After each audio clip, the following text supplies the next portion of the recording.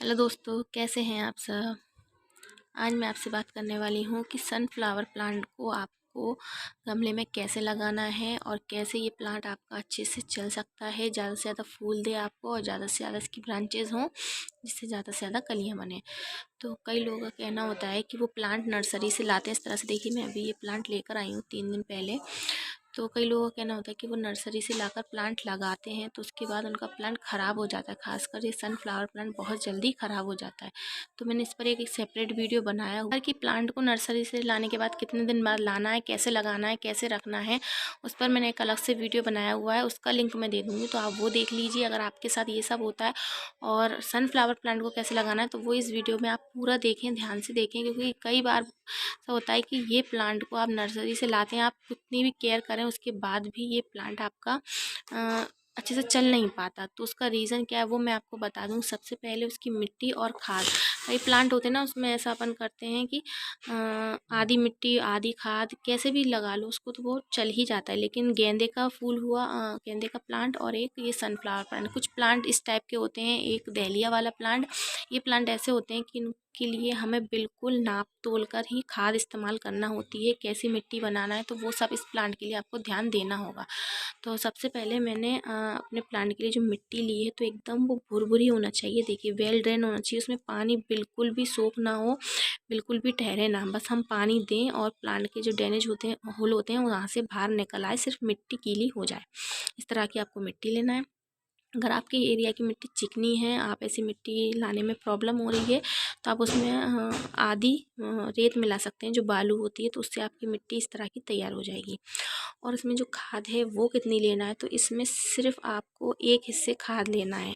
कई प्लांट के साथ हम करते हैं आधी मिट्टी आधी खाद, या 50% 40% लेते हैं। इसमें आपको सिर्फ 10% या 15% आपको गोबर की खाद या जो भी कंपोस्ट आप यूज़ करते हैं वो लेना है आपको। तो इस तरह से इसकी मिट्टी तैयार करना है। उसके बाद इस प्लांट को आपको लगाना है। तो पहले आप इस प्लांट को ज़रूर 4-5 दिन के लिए अपने बाकी प्लांट के साथ एडजस्ट होने दें। आप उस वीडियो को ज़रूर देखें कि प्लांट कैसे लाकर रखना है नर्सरी से, उसके बाद ही आप इसको रिपोर्ट करें। और ये एकदम सही टाइम है इस प्लांट को लगाने के लिए। जो फरवरी का मंथ है तो इस मंथ में ये प्लांट अच्छे से, फरवरी स्टार्ट होने वाला है, अभी स्टार्ट नहीं हुआ है। आज जनवरी की 29 तारीख है, तो बस ये प्लांट लगाने का एकदम सही टाइम है, फरवरी या मार्च में।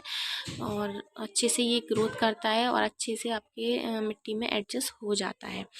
तो सिर्फ इतनी ही इसकी इस तरह से मिट्टी तैयार करना है, इसमें कुछ और आपको ऐड नहीं करना, बिल्कुल भी कुछ नहीं देना, और फिर आपको अपने प्लांट को इस गमले में लगा देना है। मैं आपको लगाकर फिर बताती हूँ कि उसके बाद आपको क्या करना है जिससे आपका प्लांट कभी भी ख़राब नहीं हो। तो देखिए, मैंने इस प्लांट को गमले में लगा लिया अच्छे से। मैंने कैसी मिट्टी बनाई वो मैंने आपको बता दिया। अब इसका बहुत ही ख़ास इम्पोर्टेंट मैं इसके बारे में बताने वाली हूँ, आप ज़रूर देखें, वीडियो को स्किप नहीं करें। अगर आपका प्लांट सनफ्लावर प्लांट आपका ख़राब हो जाता है तो इसका रीज़न है इसको लगाने का तरीका। यानी कि तरीका क्या होता है, हम प्लांट को आधी मिट्टी भरते हैं, फिर उसके बाद हम जो नर्सरी से प्लांट लाते हैं वो लगाते हैं और बाकी पूरी मिट्टी से गमले को कवर कर देते हैं। तो हमको इस प्लांट के लिए यानी सनफ्लावर प्लांट के लिए ऐसा बिल्कुल भी नहीं करना। यही गेंदे के प्लांट के लिए भी करना होता है कि सनफ्लावर प्लांट को हमें ऊपरी हिस्से में ज़्यादा रखना होता है। यानी कि हमें आधे से ज़्यादा, ये आधा गमला है, आप कोई भी गमला लें, छोटा हो इससे या इस साइज़ का गमला हो, आधा गमला हम मिट्टी भरते हैं वो हमें नहीं करना, हमें आधे से ज़्यादा यानी कि 3 हिस्से हमें मिट्टी भरना है। 1 हिस्सा, 2 हिस्सा, 3 हिस्सा, 3 हिस्से हमें मिट्टी भरना है।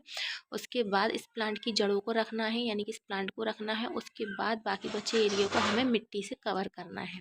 ऐसा क्यों करना है उसका रीज़न मैं बताती हूँ। इस प्लांट को, इसकी जो जड़ें होती हैं उसे भी सूरज की किरणों की ज़रूरत होती है। यानी कि हर प्लांट को सूरज की किरणों की ज़रूरत नहीं होती। कई प्लांट तो ऐसे होते हैं जिन्हें बिल्कुल भी सूरज की रोशनी पसंद नहीं होती, खासकर गर्मियों में। तो लेकिन ये प्लांट ऐसा है कि इसकी जो मिट्टी हमें आधी से ज़्यादा भरना है। उसके बाद इस प्लांट को लगाना है जिससे कि जो ऊपरी सतह पर मिट्टी को जो सूरज की किरणें मिले वो इसकी जड़ों तक भी जाएं। तो वही रीज़न है, सबसे मेन रीज़न वही है इसको लगाने का तरीका। यानी इसको लगाने का यही सही तरीका है। आप सबसे पहले तो इसकी मिट्टी को आधे से ज़्यादा भरें, फिर इस प्लांट को रखें और फिर बाकी मिट्टी से इसको ढक दें।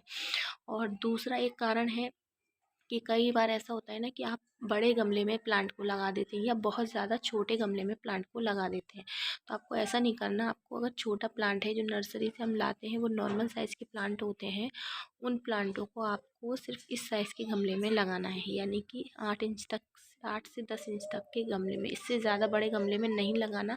आप हो सके तो 6 7 8, इससे ज़्यादा बड़े गमले में आपको इस प्लांट को नहीं लगाना है।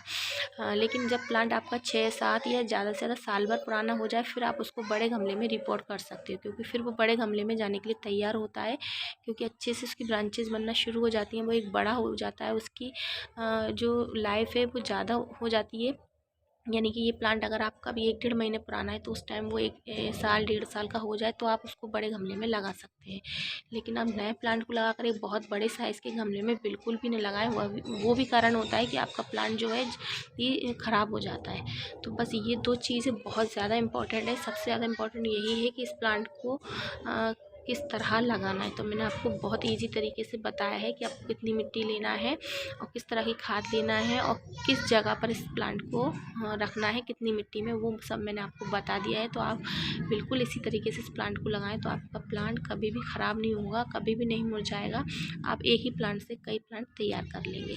तो अगर आपको मेरे वीडियो पसंद आए तो प्लीज़ उसे लाइक करें, शेयर करें, और प्लीज़ कई लोग ऐसे हैं जो मेरे वीडियो देखते ज़रूर हैं लेकिन मेरे चैनल को सब्सक्राइब नहीं करते, तो प्लीज़ मेरे चैनल को सब्सक्राइब ज़रूर करें।